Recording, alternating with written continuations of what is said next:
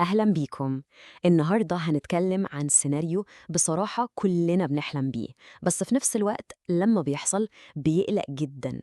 تخيل إن استثمار ليك نجح نجاح مش طبيعي وسعره ضاعف. طبعا إحساس عظيم، بس فورا بيحط الواحد قدام قرار صعب جدا. على طول بيجي السؤال ده في بال أي حد. يعني بيبقى فيه مزيج كده من الحماس والقلق. يا ترى أبيع دلوقتي وآخد المكسب ده في جيبي وخلاص، ولا أصبر عليه شوية يمكن يكمل صعود ويتضاعف تاني، ولا أعمل إيه بالظبط؟ لخبطة حقيقية. وهنا بقى بتيجي النقلة الحقيقية في التفكير، النقلة من تفكير المستثمر العادي اللي بيجري ورا السعر لتفكير مدير المحفظة المحترف. المحترف مش بيسأل أبيع ولا لأ، لأ، السؤال الصح بيبقى مختلف تماماً.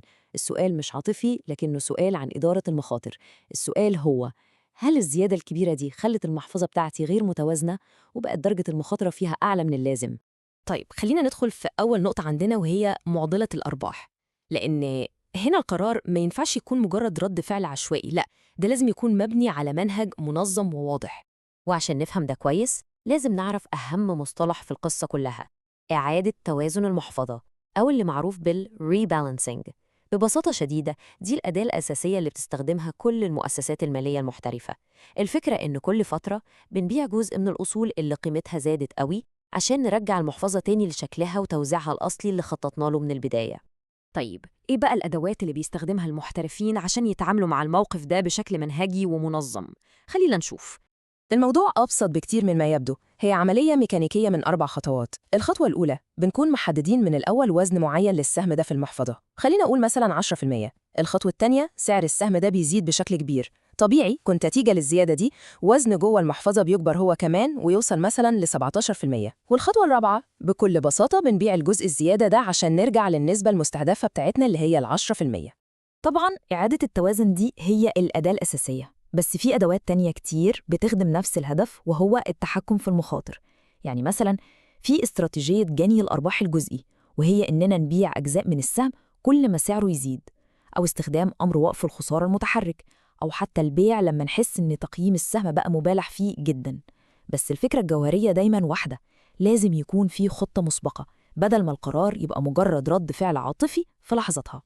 طيب الكلام النظري ده جميل جدا، بس خلينا نشوف الموضوع ده على أرض الواقع بالأرقام. إزاي الاستراتيجيات دي ممكن تأثر على محفظتنا بشكل عملي؟ خلينا ناخد مثال عملي. تخيل إن في محفظة قيمتها الإجمالية 100,000 جنيه. جوه المحفظة دي في استثمار في سهم معين بقيمة 10,000 جنيه. يعني السهم ده كان بيمثل 10% من المحفظة. حصل إن السهم ده قيمته اتضاعفت، فال10,000 جنيه بقوا 20,000. بالتالي وزنه جوه المحفظة نط من 10% وبقى دلوقتي 20% من القيمة الإجمالية. طيب في الحالة دي بيبقى قدامنا 3 اختيارات أساسية، وكل واحد له نتائجه. الاختيار الأول إننا نعمل إعادة توازن ونرجع لنسبة 10%. ده معناه إننا هنبيع نص الأسهم، وده هيحقق لنا ربح فعلي 10,000 جنيه، وهينزل مستوى المخاطرة لأقل درجة. الاختيار التاني نبيع جزء بس، مثلا 30%. ده هيحقق ربح أقل شوية، بس هيسيب فرصة للباقي ينمو، فالمخاطرة هنا متوسطة. أما الاختيار الثالث إننا نحتفظ بكل حاجة زي ما هي، وفي الحالة دي الأرباح كلها لسه على الورق، والمخاطرة بتكون في أعلى مستوياتها.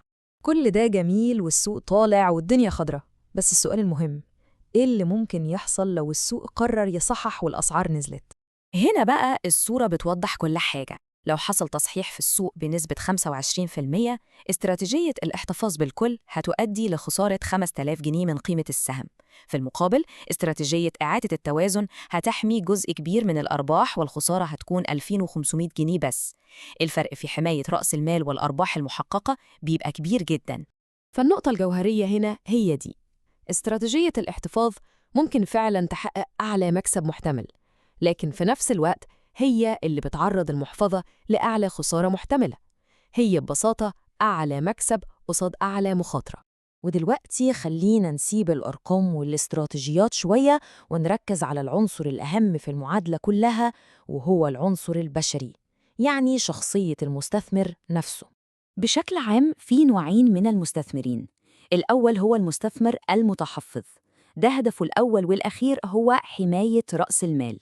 السؤال اللي دايماً في باله هو: أنا أقصى حاجة ممكن أخسرها كام؟ عشان كده هو بيميل دايماً لإعادة التوازن وتأمين الأرباح عشان يقلل المخاطرة. أما النوع التاني فهو المستثمر المغامر أو الهجومي، ده هدفه هو تحقيق أقصى عائد ممكن. سؤاله هو أنا ممكن أكسب كام؟ وعشان كده هو مستعد يسيب استثماراته الناجحة تكبر ويتحمل تقلبات السوق العالية. وده بيوصلنا لآخر نقطة عندنا، وهي القاعدة الذهبية اللي بتربط كل اللي قلناه ده ببعضه. الخلاصة هي مفيش استراتيجية واحدة صح لكل الناس. اختيار الاستراتيجية المناسبة بيعتمد على كذا حاجة. أولاً، طبيعة السهم نفسه، هل هو استثمار طويل الأجل في شركة قوية؟ ثانياً، القدرة على التحمل النفسي، يعني هل الشخص يقدر يستحمل يشوف أرباحه بتقل 25% من غير ما يصاب بالهلع؟ وثالثاً، الاحتياجات المالية، يعني الفلوس دي مطلوبة قريب ولا لسه بدري عليها؟ ودي أهم جملة ممكن نطلع بيها من الشرح ده كله، إن الأسلوب النفسي للمستثمر وقدرته على الالتزام بالاستراتيجية اللي اختارها أهم بكتير من الاستراتيجية الرياضية نفسها. بمعنى تاني، أحسن خطة في العالم هي الخطة اللي الواحد يقدر ينفذها فعلاً وقت الضغط من غير ما يسيبه الهلع أو التردد. وده بيخلينا نختم بسؤال مهم جداً كل واحد فينا يسأله لنفسه: هل المحفظة الاستثمارية بتاعتي مبنية عشان تطبق استراتيجية مثالية على الورق، ولا هي مبنية عشان تناسب شخصيتي أنا وقدرتي النفسية على تحمل المخاطر؟ لأن التوافق بين الاتنين دول هو ده سر النجاح الحقيقي.